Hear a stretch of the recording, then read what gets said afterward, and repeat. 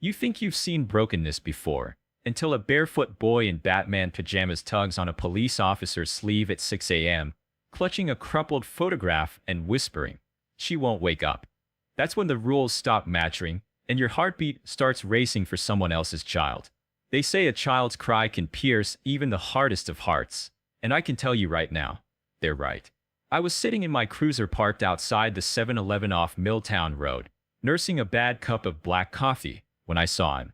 8, maybe 9. No shoes. Pajama pants too short for his stick-thin legs.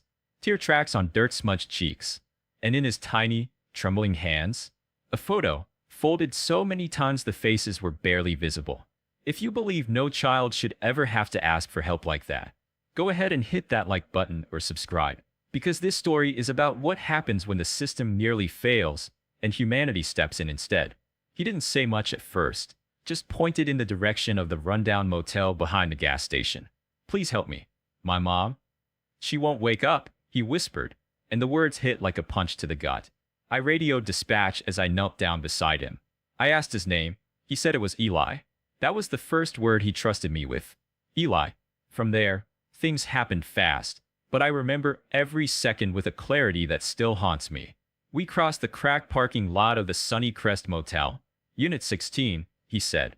The door wasn't even closed all the way, like someone left in a hurry, or collapsed before they could. Inside, the air was stale, thick with the sour tang of old formula, mildew, and something else, something heavier. I found his mother, Laura Hayes, sprawled beside the bed, unmoving. There were prescription bottles near her hand. Empty. Her breathing was shallow, like a wheeze trying to imitate life. I called in the medics, my voice tighter than I wanted it to sound. Eli didn't cry. He didn't scream. He just stood in the doorway holding that photo, silent as a ghost. But then he said something I'll never forget. "You have to find Hope. She's still under the blankets." My heart damn near stopped. I turned, and that's when I heard it, a muffled, almost invisible whimper from the corner of the room. I pulled back a tangle of unwashed blankets to reveal a baby. Pale, listless, alive, but barely. Her diaper was soaked through. Her cheeks were sunken in. But those eyes, those baby eyes locked onto mine like she was still waiting for someone to come. I held her against my chest while the paramedics rushed in and tried to bring Laura back from the break. Eli never left the doorway. He just watched, silent and still. Later, one of the EMTs said it looked like he'd been keeping his baby sister alive himself. Old bottles of formula littered the room. One diaper, used, was balled up in a grocery bag by the trash. That meant he hadn't changed her, probably didn't know how. But he'd fed her, kept her warm, kept her alive. And he did it all alone. Just a little boy in Batman pajamas. While Laura was rushed to the county hospital, social services began their paperwork. Protocol, they said. They'd have to separate the kids, place them in emergency foster homes until a long-term solution could be found. But I couldn't stomach it. I'd seen enough broken families to recognize a bond that was unbreakable. Eli and Hope had already lost everything once. Splitting them up would only finish the job. So I made a call. Not a formal one. Not yet. Just to a friend who worked nights at Child Protective Services. Told her what I saw. Told her to stall the process. Buy me time. Meanwhile, I dug into Laura's background. I needed to know who she was. Not the collapsed woman on the floor, but the one in the faded photo. The one smiling, holding 2 kids in her arms. Turned out, she wasn't from here. Came to town about 6 months ago, worked nights cleaning offices downtown. No family nearby. No known next of kin. But then we found the folder.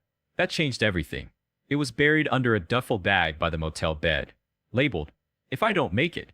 Inside were medical bills, doctor's notes, overdue rent statements, and a letter. Addressed not to the police, not to a lawyer, but to a woman named Isabella Cruz. A nurse. There was no number, no address, just a name and the words Phoenix, Pediatric Oncology, 2017. That was when the puzzle started to form. I'd heard that name before, though I couldn't place where. But something about it lit a fuse in my gut. I didn't know it yet. But this story, it didn't start with Eli. It didn't start in that motel room. It started years ago, with a dying promise made between 2 mothers on opposite sides of grief. And the deeper I looked, the more I realized this wasn't just a rescue. It was a reunion written long before I ever arrived. Because sometimes, What looks like the end of a story is actually just the beginning. It's not every day a letter scribbled in desperation changes everything. But that's exactly what happened when I read the name Isabella Cruz. And trust me, I've seen my fair share of broken families and tragic circumstances. But something about this name, written in a mother's shaky handwriting inside a folder labeled, "If I don't make it," lit a fuse I couldn't ignore. I didn't work homicide. I wasn't with family services. I was just a patrol officer trying to keep two siblings from slipping through the cracks like so many others before them.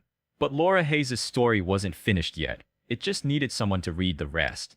I spent hours calling every Cruz in Phoenix, chasing dead leads and answering machines until I finally reached an old front desk clerk at a pediatric oncology wing. "Isabella?" the woman said softly, like the name itself was fragile. "She doesn't work here anymore. Retired after her daughter passed in 2018. That was it. A loss. A mother who'd once sat by her dying child's bed, just like Laura. And in that hospital, they must have met. Two strangers united by pain." The clerk gave me an old contact number, and after 3 rings, I heard a voice that had already known too much grief to bother hiding it. "This is Isabella Cruz." I introduced myself and told her everything. About the boy, about the baby, about the woman unconscious in the hospital, barely holding on. For a long time, she didn't say a word. Then, with a trembling voice, she asked. Her name was Laura. It wasn't a question. It was a memory cracking open. "She used to sit with me at 2 a.m. in the lounge while our daughters were getting chemo," Isabella whispered. "She told me I was the only person who looked her in the eye." And just like that, she was in her car, driving through the night to reach us. She didn't ask what she was supposed to do.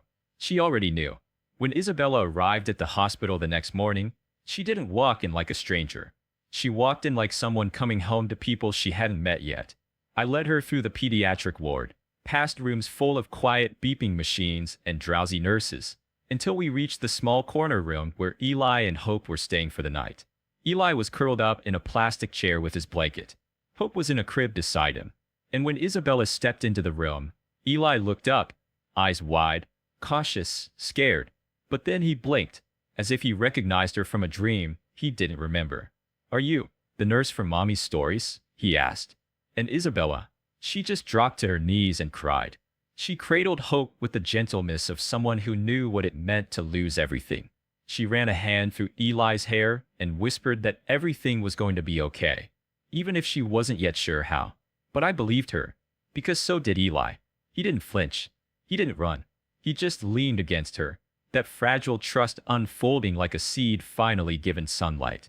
While Laura remained unconscious in intensive care, Isabella met with social services, child advocates, even the hospital staff, offering her support, not as some long-lost aunt or guardian, but as someone who chose them. The kind of choosing that runs deeper than DNA. But of course, it wasn't that simple. The state couldn't just hand over 2 children to a woman with no legal connection, no living will, no documentation except one crumpled letter. So, I did what I never do. I testified, not in court, but to the family services panel. I told them what I saw in that motel room, what I heard from Eli's trembling voice, what I watched unfold the moment Isabella entered their lives. You can't write rules strong enough to replicate what those children felt when she walked into the room, I said. That's not something you manufacture. That's not coincidence. That's a promise kept. They didn't approve guardianship right away. Bureaucracy never moves as fast as the heart does. But Isabella stayed. She got a temporary visitor's pass. She helped feed Hope and read to Eli every night. She started calling Laura's room each morning just to check in with the nurses, even though Laura never woke up. And then, 10 days later, Laura opened her eyes. Not all the way, not with recognition, but she whispered one word, Hope. And then, Eli. The nurse called us in, and I swear I haven't seen anything more powerful in my life than what happened next. Isabella stood by Laura's side, held her hand, and said, You did it. They're safe. I found them. And in that moment, something passed between them. Some invisible understanding forged years ago in a hospital lounge with styrofoam coffee and aching hearts. I watched Laura cry, not out of fear, but relief. Her kids were okay. Her promise had been kept. I don't know what will happen next. Laura still faces a long recovery. Isabella is working through the legal steps to become their guardian if Laura can't. But what I do know is that some bonds don't need blood to exist. Some families are built from grief and grace and the quiet, stubborn act of never letting go, even when the world says you should. And Eli? He started calling her Miss Bella. And just yesterday, I heard him whisper, "You're my family now, right?" Isabella didn't answer right away. She just kissed the top of his head and held him close. But we all knew the answer. We all felt it. 3 months later, I saw Eli again. But this time, he wasn't running for help. He was running across the park lawn, chasing Bubbles with his baby sister in a stroller nearby, and Miss Bella, now officially Isabella Cruz Hayes, watching them with a quiet smile that held years of sorrow and every ounce of healing. Laura never fully recovered. The overdose left her memory fractured, her words slow, her world a little smaller. But the moment she saw her children in Isabella's care, happy, fed, safe, she whispered, "Thank you," like it was the last piece of her soul she needed to give. She signed the papers herself, gave Isabella legal guardianship, but more than that, gave her blessing. Said, "They'll need more than love. They'll need someone strong enough to carry what I couldn't." And Isabella, she nodded through tears, said she'd carry it all, for all three of them. The state approved everything. Hope is healthy now. Eli sleeps through the night. And Isabella, who once lost her own daughter in that very same hospital, now tucks 2 children into bed every night in a home filled with laughter and drawings on the fridge. I still check in from time to time, off duty, of course. And every now and then, Eli gives me a drawing. The latest one showed 4 stick figures. Eli, Hope, Isabella, and someone in the clouds, holding a heart. "That's Mommy watching over us," he said.